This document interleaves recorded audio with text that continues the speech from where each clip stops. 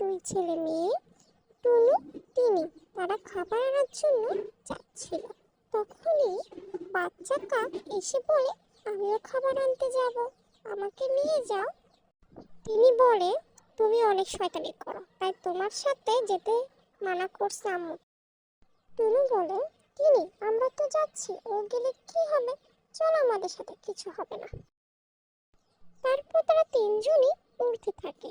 উড়তে উড়তে বাচ্চা কাকের চোখ যায় ফল গাছের দিকে। বাচ্চা কাক বলে, সামনেই ফল গাছ, চলো আমরা সবাই মিলে ফল খাই। টুনু বলে, ওই ফল গাছ কিশোর, তাদের কাছে গুলি থাকে, মা বলছে ওইদিকে না যেতে, তাই আমরা যাব না। বাচ্চা কাক বলে, আমরা এখন বড় হয়েছি, মা বলছে তো কি হয়েছে, আমরা নিজেরা নিজেদের সিদ্ধান্ত নিতে পারি। এটা বলে সে ফল গাছ উড়ে যায় ফল খেতে। বাচ্চা কাক অনেক মজা করে খেতে থাকে। তখনই কৃষক বাচ্চা কাককে দেখে ফেলে যে সে ফল খাচ্ছে। তারপর কৃষক গুলি করার জন্য প্রস্তুত হচ্ছে। তিনি টুনুকে বলে, ভাই বাচ্চা কাককে বাঁচাও, নাহলে কৃষক গুলি করে দেবে। টুনু তাড়াতাড়ি উড়ে গিয়ে বাচ্চা কাককে অন্যদিকে সরিয়ে দেয়। তারপর কৃষক গুলি করলে গুলির আওয়াজে দূর দূরান্তের পাখিগুলো উড়ে চলে যায়। তারপর তারা তিনজনও উড়ে অনেক দূরে চলে আসে। বাচ্চা কাক বলে, বেঁচে গেছি বাবা, বেঁচে গেছি। টুনু বলে, আমি বলছিলাম না না যেতে। তিনি বলে, আমি যদি না দেখতাম যে কৃষক গুলি করবে, তখন তুই মারাই যেত। বাচ্চা কাক বলে, আচ্ছা অনেক ক্ষুধা লাগছে, অন্য কোথাও গিয়ে কিছু খাই। তারপর তারা তিনজন উড়তে থাকে। বাচ্চা কাকের চোখ যায় লালবেরি ফলের কাছে। ও বলে, চলো লালবেরি ফল খাই। তিনি বলে, ওই ফল গাছে অনেক কাঁটা থাকে, মা বলছে কাঁটাযুক্ত গাছ থেকে দূরে থাকতে। টুনু বলে, চলো আমরা আরো সামনে যাই, সামনে শস্য দানা রয়েছে, আমরা শস্য দানা খাবো। বাচ্চা কাক বলে, আমি বেরি ফলই খাবো। এটা বলে সে উড়ে চলে যায় বেরি ফল গাছে।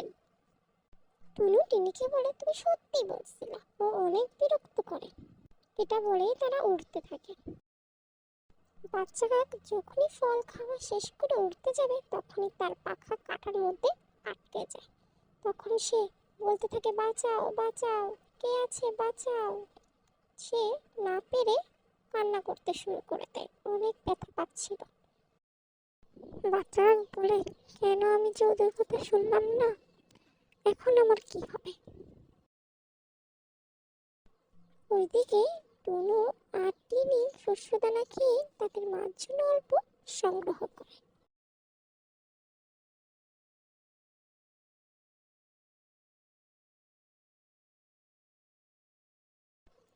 ওরা আবার উঠতে থাকে। তারা ওড়ার সময় দূর থেকে বাচ্চা কাকের আওয়াজ শুনতে পায়।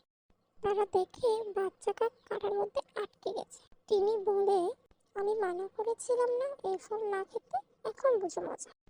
বাচ্চা কাক বলে, আমাকে এবার বাঁচাও, এবার থেকে আমি সবসময় বড়দের কথা শুনবো, আমাকে বাঁচাও।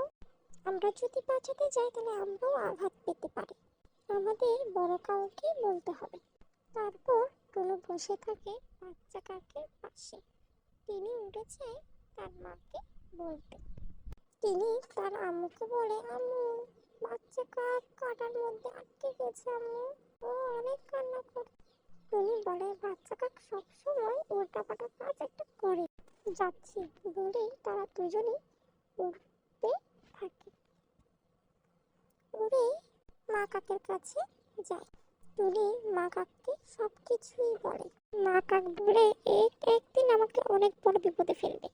এটা বলেই তারা উড়ে চলে যায় বাচ্চা কাকের কাছে। বাচ্চা কাক অনেক খুশি হয়ে যায় তাদের দেখে। মা কাক বাচ্চা কাককে কাঁটা থেকে বের করে। মা কাক বলে, দিব একটা, এই গাছের কাছে কে আসতে বলছে তোকে। বাচ্চা কাক বলে, আম্মু ভুল হয়ে গেছে, টুনু আর টিনি আমাকে মানা করছিল, আমি তাদের কথা শুনি না। টিনি বলে, তাই তো, কোনো কিছু করার আগে আমরা সবসময় ভাবি, আর যে কাজ বড়রা আমাদের করতে মানা করে সেই কাজ আমরা করি না। তারপর তারা সবাই উড়ে যায়। তাই বন্ধুরা, বড়দের কথা সবসময় না, কারণ বড়রা তোমাদের কখনো খারাপ চায়।